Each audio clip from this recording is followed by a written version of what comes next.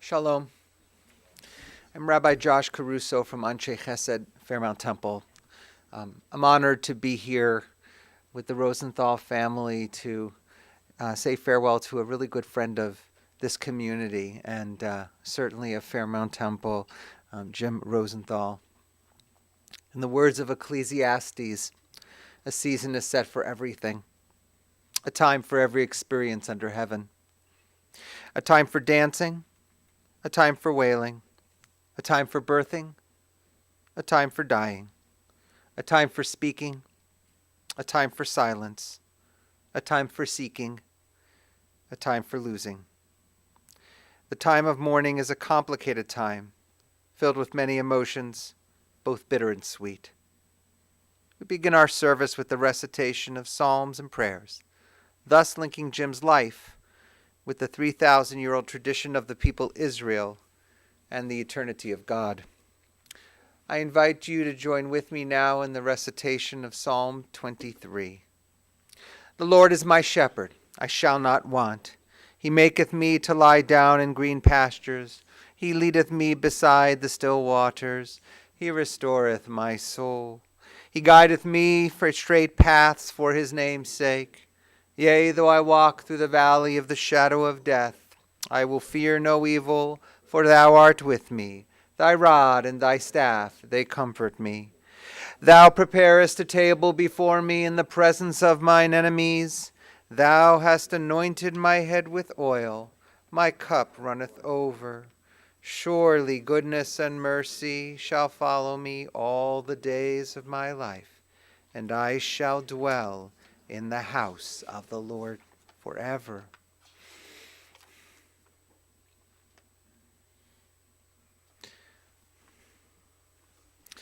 Rabbi Tarfon taught that the day is short, the task is great. The workers are sluggish, and the reward is bountiful. This was a favorite teaching of Rabbi Tarfon's.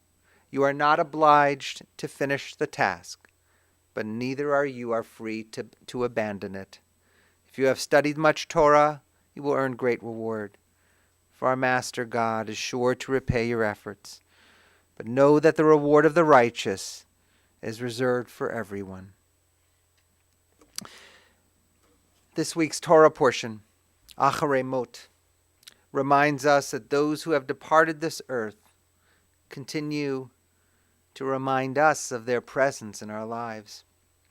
This is true of the biblical Aaron's sons who died in an earlier passage, and yet, in this week's Torah portion, we are reminded of that loss again. It teaches us that our losses are resonant. They do not leave us. We continue to hold them close to our hearts as we hold Marcy close to our hearts. We will certainly hold Jim close to us. His dry humor, his role as poet laureate, his beautiful voice, appreciation of music, his business acumen, his devotion to the Jewish people, his love of sports, most importantly, his dedication to you, his wife Ellen, his children Marcy of blessed memory, and Todd, and of course to his grandchildren Audra, Jack, and Noah. We certainly consider the deeds of his life, and a good friend, Elliot Schlang, would like to share some words about his friend on behalf of the family.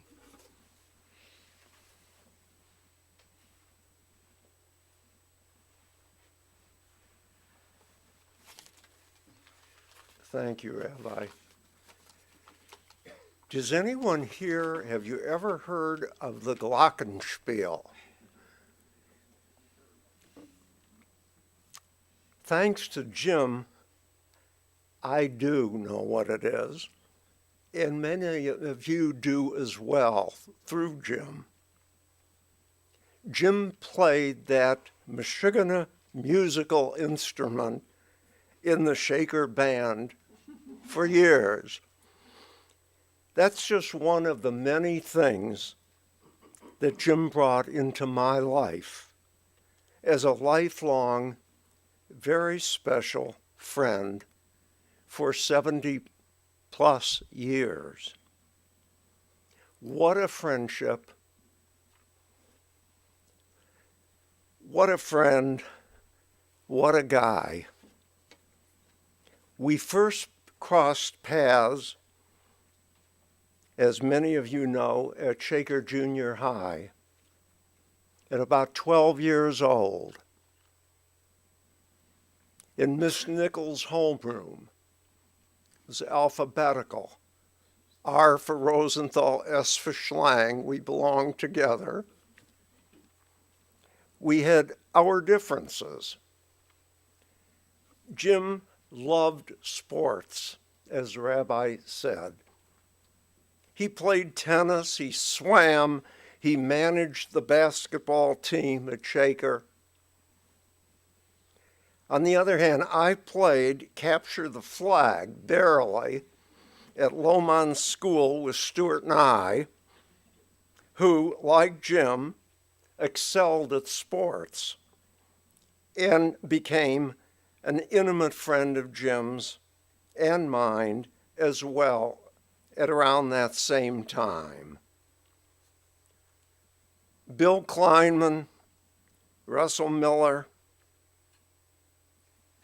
were both at Malvern together even earlier with Jim, and many of us were among the, quote, stars, unquote, at Florence Shapiro's School of the Dance, as Lois Marcus just reminded me.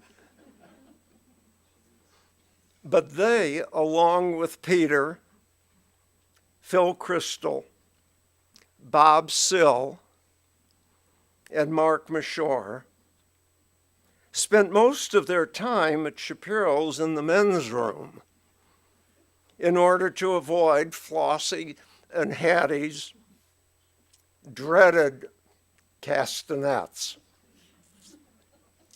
That was how I became such a world-renowned dancer. While they were spending time in the men's room, I was out with Florence and listening to Hattie's piano.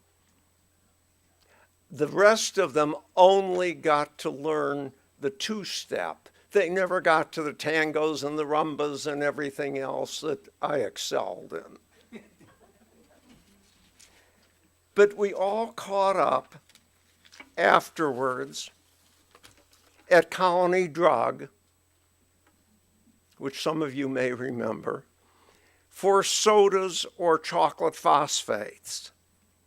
Anyone here remember what a chocolate phosphate was? One person admitted it.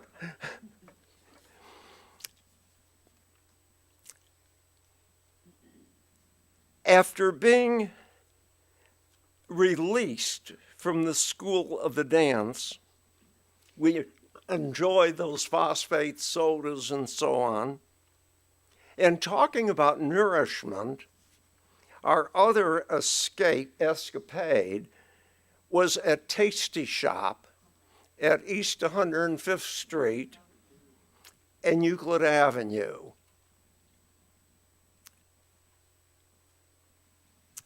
After being discharged from Rabbi Silver's and Rabbi Brickner's holy houses of worship, we all met at Tasty Shop.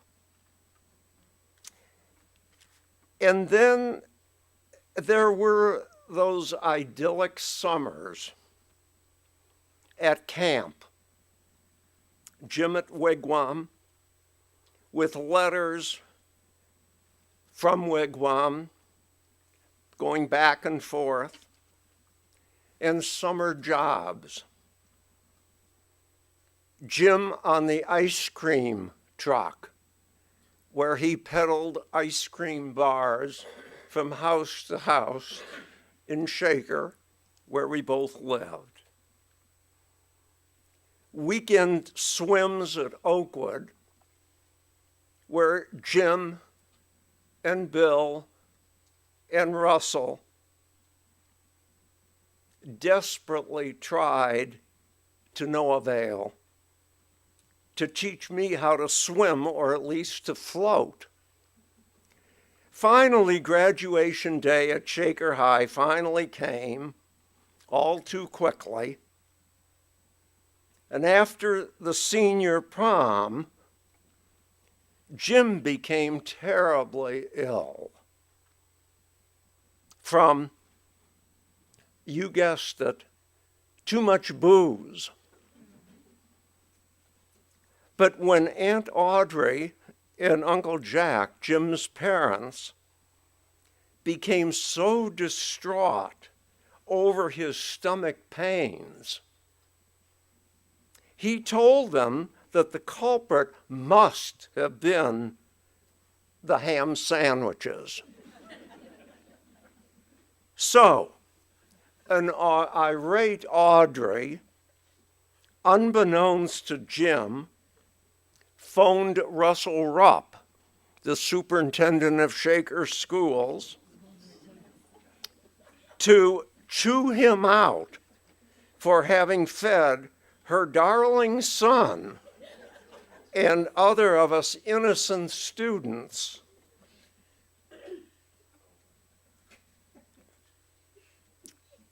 spoiled ham, only to be told that, quote, Mrs. Rosenthal, no ham was served at the prom. Jim recovered. At any rate, all was forgiven, and Jim joined many of our cronies at Wharton, while Russ and I ventured to New Haven. But at Thanksgiving time, we would all reassemble in New York under the clock at the Biltmore. Or was it the Roosevelt? Whatever.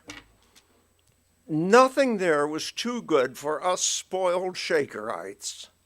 Lindy's Cheesecake, Brooks Brothers, theater, Reuben's famed deli.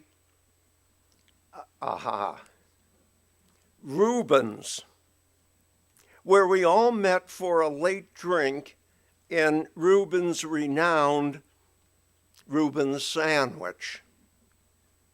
In fact, we left such a, quote, generous, unquote, tip that our waiter threw it back at us as we fled. But parsimonious Bill Kleinman went back, picked up the tip off the floor, and probably invested it in Majestic Specialties. It was about that time that Jim discovered girlfriends, practically one romance each quarter. Ann Landworth from Peoria, Illinois, cousin Bobby Meisel's sister from Los Angeles, Phyllis Hirsch from home, among many others. And then, luckily, fell head over heels for the next 6 decades with his beloved Ellen Passon. I and others here attended their wedding, and Jim was an usher a few years later at Gail's and our wedding. Shortly thereafter, Jim and Ellen were blessed with saintly Marcy, of blessed memory.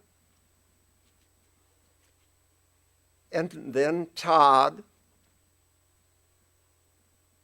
with his dear Lisa, who was so special to Jim as well. And Lisa and Tom gave Jim and Ellen Audra, with her expertise in dance, and Jack and Noah with their skills in soccer. They just had a big game this weekend. Motts, as we nicknamed Jim in honor of matzo balls, used his poetic creativity at American Greetings and then at Oakwood's talent shows, and then took his marketing skills to the automotive rental and leasing and automotive business generally until his early retirement. I could go on, but I can't leave without referring, as the rabbi already did, to Jim's love and devotion to his family, Ellen, Marcy, Todd, Lisa, Noah, Audra,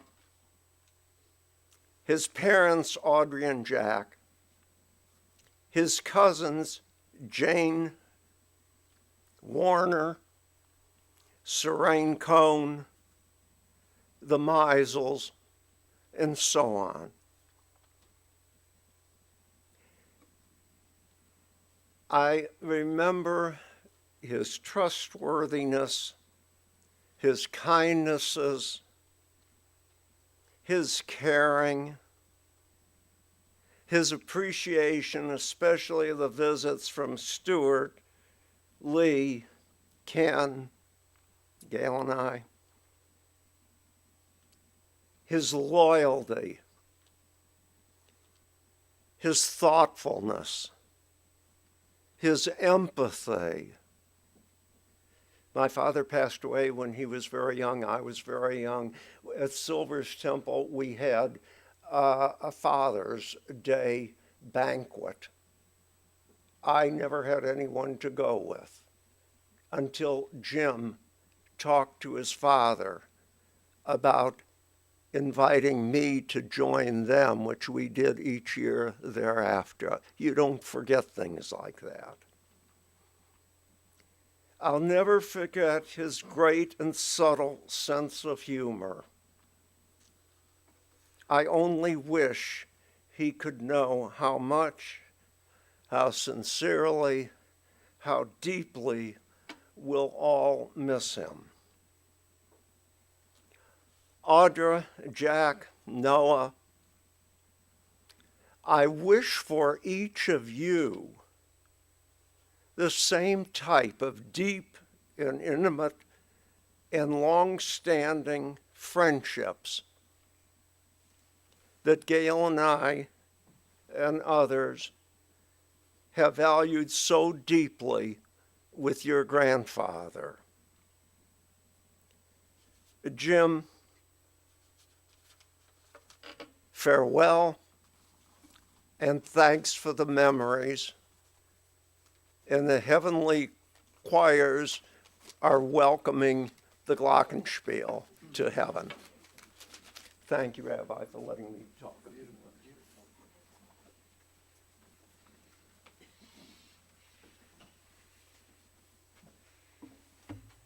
Thank you so much, Elliot. There's nothing like old friends. And I emphasize the friends more than the old, but those memories were really something to take in, for sure.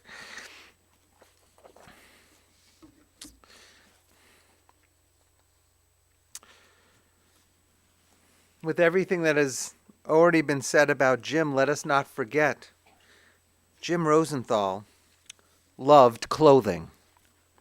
He loved clothing so much that he would take Todd to the Village Squire clothing store every Saturday at Village Square.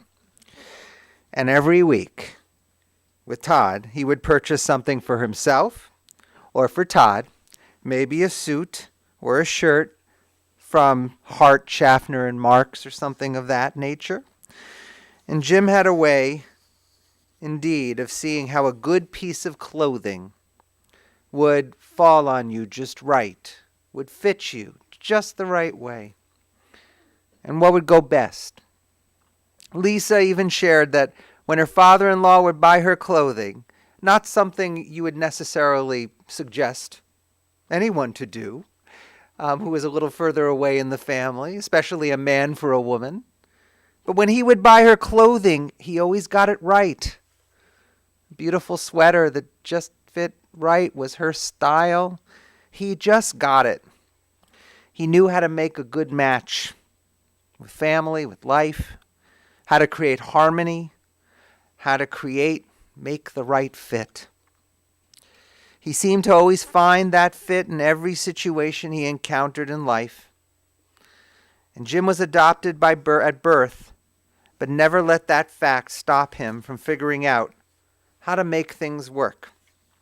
He was born in Chicago, but his parents, Jacob and Audrey, soon moved to Shaker Heights, where they raised a really bright kid who knew the sky was the limit for his life.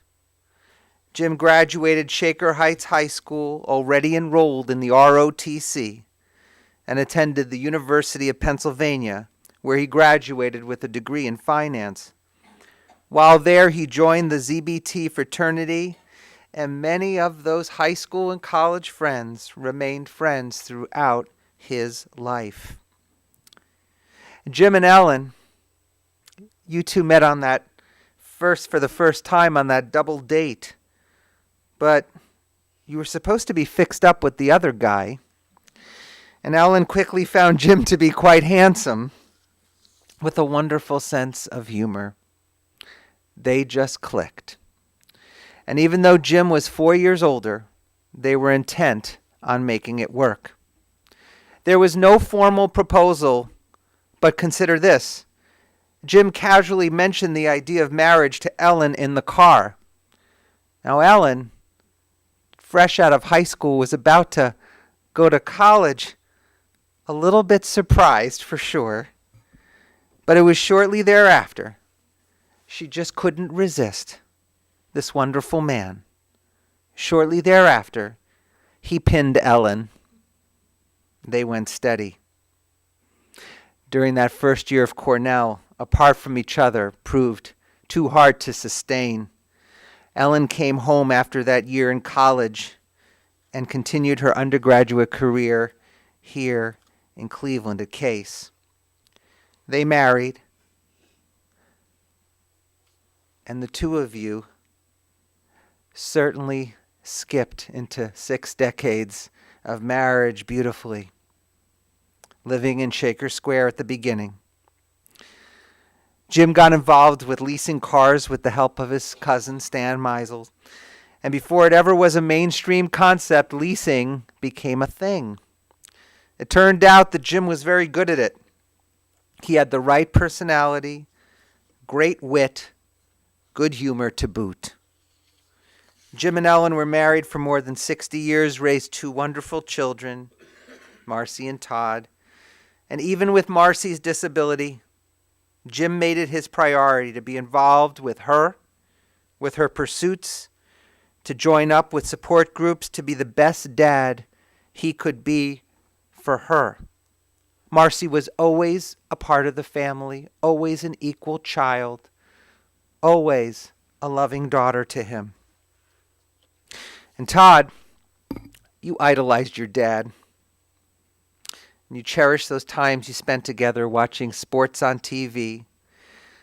Todd and I are pretty much the same generation, so we remember watching Wide World of Sports on ABC and enjoying the fun of professional wrestling and going to sporting events like the Cleveland Nets World Tennis Team, where you got to see the likes of Chris Evert, Jimmy Connors, Martina Navratilova, all with your dad by your side. You even went to musical concerts like the Jackson 5 and Barry Manilow, and you had a subscription to the Playhouse Square. Jim loved to read the newspaper from front to back, always working on the puzzles. He'd jokingly say as he was leafing through the pages that he liked to read the obituaries every day. And if he couldn't find his name listed, he knew he had survived. He had lived another day. He was gifted in so many ways, gifted with a beautiful tenor voice, loved jazz music, and even introduced it to his grandkids, played the clarinet, the ukulele, the banjo, the piano, and yes, Elliot, even the glockenspiel. He and Ellen spent many a social hour at the old Oakwood Club. For sure, Todd felt like royalty being raised there. Turned out to be a beautiful place for Todd and Marcy to grow up. A convenient spot for Jim to do networking for business. It was there where Jim and Ellen participated in arts and cultural activities, even seized the honorary prize for chutzpah. I'm not exactly sure what that was about, but I know it happened.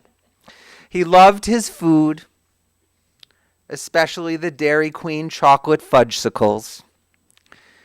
It was long before the grandkids would it wasn't long before the grandkids would routinely raid Jim and Ellen's freezer to get their hands on those Dairy Queen fudgesicles.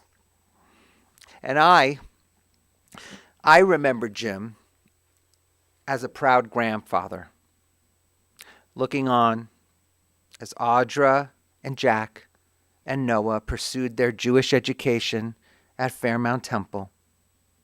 He was there when Audra and Jack rose to the bima and read from our holy Torah. You could always see the pride in his eyes. Todd, the photos you shared on Facebook reminded me of that special look on his face. He wouldn't want to be anywhere else for the world, just a beautiful spectator of a marvelous moment to see his grandchildren rise to the occasion. Oh, those grandchildren. So special. Audra, Jack, and Noah. Precious. They knew him as Grandpa Noodle, for sure, because he lost all that weight. And he was no longer Grandpa Motz, but he became Grandpa Noodle.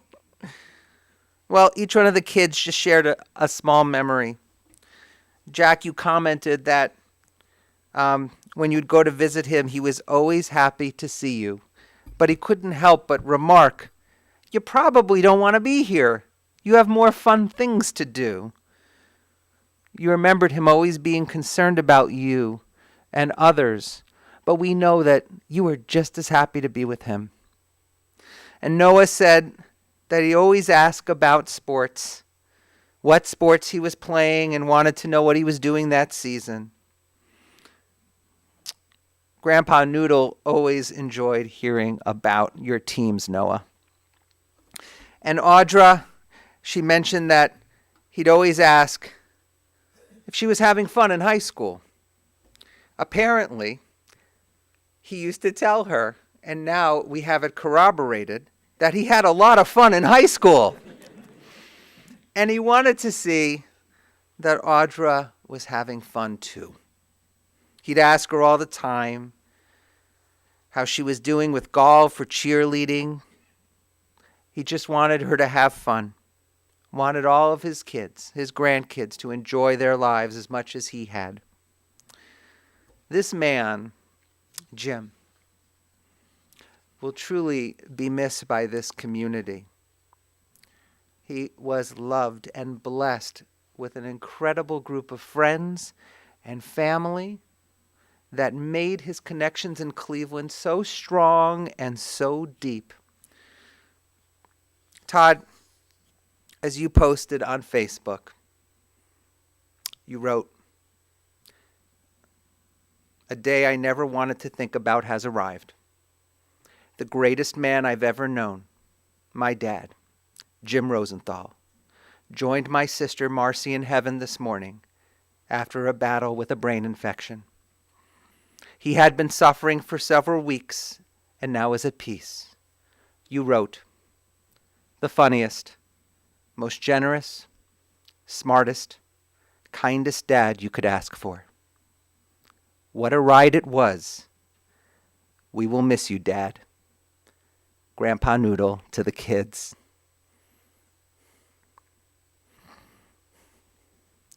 What on earth would a father want more than for his son, for his child, to think of him and to speak of him in such a way?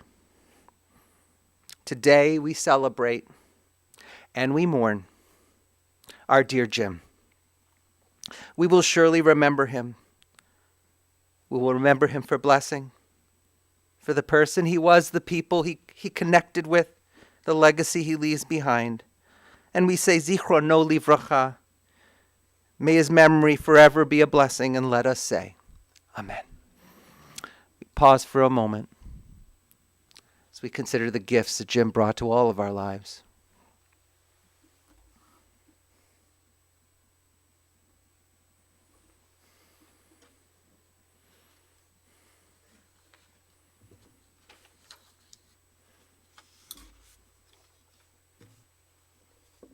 If you are able, I invite you now to please rise for the chanting of El Malei Rachamim, the memorial prayer.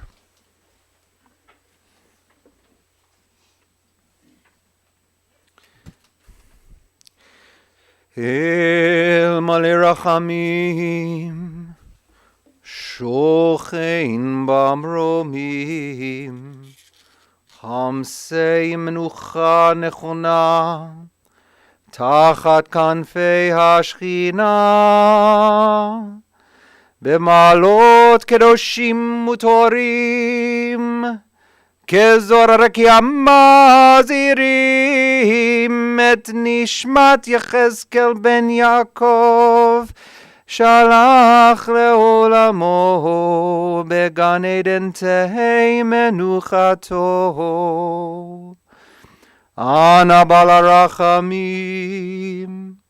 הסתירהו בסתר כנפיך לעולמים, וצרור בצרור החיים את נשמתו, אדוני ונחלתו, וינוח בשלום על משכבו, ונאמר Amen. El Malei Rachamim, exalted, compassionate God, grant infinite rest in your sheltering presence among the holy and the pure to the soul of Jim Rosenthal. He has gone to his eternal home. Merciful One, we ask that our loved one find perfect peace in your eternal embrace. May his soul be bound up in the bond of life. May he rest in peace. And let us say, Amen. As we turn to the conclusion of our service, we will next move to Mount Olive Cemetery for the interment. And following that, family will receive friends today after the burial through 8 p.m. and then tomorrow, Tuesday, from 2 to 4 and from 7 to 9 p.m. at the home of Todd and Lisa Rosenthal, 10379 Andover Drive in Twinsburg.